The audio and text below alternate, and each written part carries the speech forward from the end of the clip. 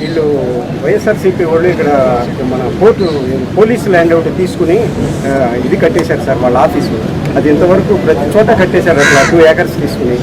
గ్రాంట్లకి కింద నిరుపయోగంగా ఉండేవి వాటి పరిస్థితి. అది అసలు ఏ విధమైన ఎస్టిమేట్ కాస్ట్ వేసుకుని వాళ్ళకి వెళ్ళి కట్టేసేసారు ఎవరో ప్రైవేట్ కాంట్రాక్టర్. ప్రపోజల్ గవర్నమెంట్ దగ్గర నుంచి ఏమన్నా అసలు దాని గురించి ఏమన్నా అసలు మీ దగ్గర నుంచి పర్మిషన్ తీసుకున్నారా లేదా మున్సిపాలిటీ పర్మిషన్ ఎవరు పర్మిషన్ ఇచ్చారు? Who gives the permission to construct? మీరు ఇప్పుడు మాట్లాడాలి కదా సార్, అడిగాం సార్, అడిగాం సార్. సార్ మీరంతా గమ్మునున్నారు sir, because I national media, because I don't care about అన్నీ సరే. మిమ్మల్ని కూడా మాట్లాడనే లేదు, మీరు కూడా ఇంట్లో నుంచి బయట రాలేదు. అందరి మీద మీరు అప్పటి నుంచి వచ్చి ఉంటే అంత పోరాడు ఉంటే మీరు ఆపలేకపోయాం కదా. మీరు కూడా దాన్ని ఏం చేయాలో డెఫినెట్గా యాక్షన్ తీసుకుంటా. ఏమ్మా కాదు, దీనికోసం కాదు. ఆ రోజు అందరం పోరాడాం, మీరు పోరాడారు, మేము కూడా పోరాడాం. అదే అన్ని పోరాడాం. తప్పకుండా అది కూడా నేను ఓపెన్ మైండ్తో ఉన్నాను. నేను తెప్పిస్తాను, ఇన్ఫర్మేషన్ తెప్పిస్తాను. ఆ బిల్డింగ్స్ ఎట్లా కట్టారు ఇవన్నీ కూడా తెప్పించి ఏం చేయాలి డెఫినెట్ గా. నేను మీరు చెప్పింది నాకు అర్థమైంది.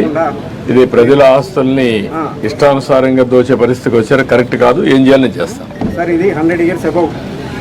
నేను చెప్పాను చాలా one of the best college ఇది కాపాడుకోవాలి. ఇది తక్షణమే నేషనలైజ్ చేస్తాం, రాష్ట్ర ప్రభుత్వం తీసుకొని దీన్ని ఏ విధంగా ముందు తీసుకుపోవాలో తీసుకెళ్తాం. నేషనలైజ్ కూడా కాదు, ప్రైవేట్ కాలేజీ కూడా కాదు. ఇది గవర్నమెంట్ సొత్తే, ఇది ఎండోమెంట్ లో ఉంది. మళ్ళా స్టేట్ తీసుకుంటాం, మొత్తం డెవలప్ చేస్తాం. ఏవైతే బినామీ ఉన్నారో అందరినీ కూడా తీసేస్తాం, ప్రక్షాళన చేస్తాం. మళ్ళీ పూర్వ వైభవం తేవడానికి గుర్తుండే విధంగా దీన్ని డెవలప్ చేస్తాం. ఓకే, ఎండోమెంట్ కాబట్టి తీసేసుకుంటాం, ఇమీడియట్ తీసేసుకుంటాం. Thank you. టైం లేదు ఇప్పటికే, నాకు మళ్ళీ ఫ్లైట్ లేదు ఇప్పుడు.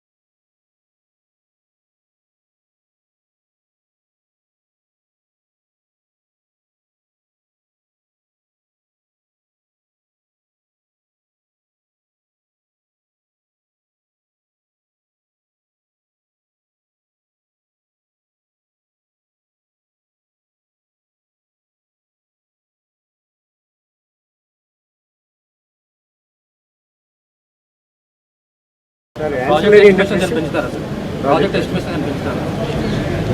ఇప్పుడు 4 బర్తులు ఉంది, అవే కంటిన్యూ అవుతాయి. ఏదైతే ఎస్టిమేట్స్ కూడా ఉన్నాయి, ఇప్పుడు పెంచాల్సిన అవసరం ఉంది నా అభిప్రాయం. ఎనివే నేను రివ్యూ చేస్తాను. యాన్సిలరీ ఇండస్ట్రీస్ వాట్ అబౌట్ పోర్టుకు అనుసంధానంగా పరిశ్రమలు రావాలి, ఏమేమి రాగలుగుతాయని చూస్తాం. ఇప్పుడే బీపీసీఎల్ కూడా ప్రపోజల్స్ పెట్టాం, వాళ్ళు కూడా రిపోర్ట్ ఇవ్వాలి. ఆ రిపోర్ట్ వస్తే క్లారిటీ వస్తుంది. ఒకవేళ వాళ్ళు వస్తే యాంకర్ ఇండస్ట్రీ కింద ఇమీడియట్గా పికప్ అవుతుంది. ఒకవేళ ప్రత్యామ్నాయంగా ఇంకా ఏం చేయాలో అవన్నీ కూడా వర్కౌట్ చేస్తాం. అంటే ఇంకా అవసరమైతే ల్యాండ్ అక్వైర్ చేసుకునే అవకాశం ఉంటే అవన్నీ చేసుకుంటాం. ఏమేమి కావాలో అన్ని విధాల ప్లాన్ చేస్తాం. ఇండస్ట్రియలైజేషన్ చాలా అవసరం.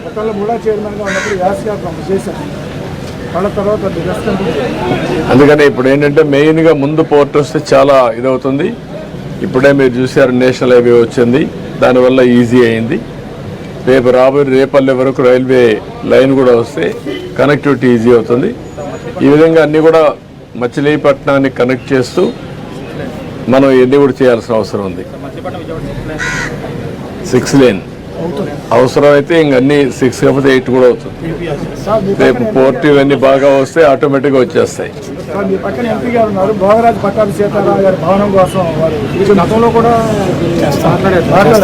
అది వర్కౌట్ చేద్దాం. ఓకే,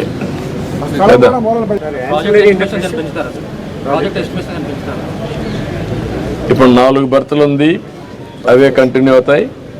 ఏదైతే ఎస్టిమేట్స్ కూడా ఉన్నాయి, ఇప్పుడు పెంచాల్సిన అవసరం ఉంది నా అభిప్రాయం. ఎనివే నేను రివ్యూ చేస్తాను. పోర్టుకు అనుసంధానంగా పరిశ్రమలు రావాలి, ఏమేమి రాగలుగుతాయని చూస్తాం. ఇప్పుడే బీపీసీఎల్ కూడా ప్రపోజల్స్ పెట్టాం, వాళ్ళు కూడా రిపోర్ట్ ఇవ్వాలి. ఆ రిపోర్ట్ వస్తే క్లారిటీ వస్తుంది. ఒకవేళ వాళ్ళు వస్తే యాంకర్ ఇండస్ట్రీ కింద ఇమీడియట్గా పికప్ అవుతుంది. ఒకవేళ ప్రత్యామ్నాయంగా ఇంకా ఏం చేయాలో అవన్నీ కూడా వర్కౌట్ చేస్తాం. అంటే ఇంకా అవసరమైతే ల్యాండ్ అక్వైర్ చేసుకునే అవకాశం ఉంటే అవన్నీ చేసుకుంటాం. ఏమేమి కావాలో అన్ని విధాల ప్లాన్ చేస్తాం. ఇండస్ట్రియలైజేషన్ చాలా అవసరం.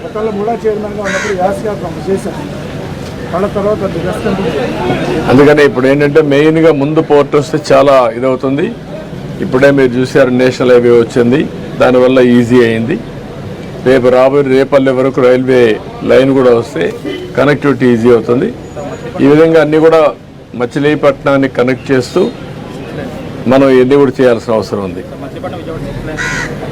6 లేన్ అవసరమైతే ఇంకన్నీ 6 కాకపోతే 8 కూడా అవుతుంది. రేపు పోర్ట్ ఇవన్నీ బాగా వస్తే ఆటోమేటిక్గా వచ్చేస్తాయి.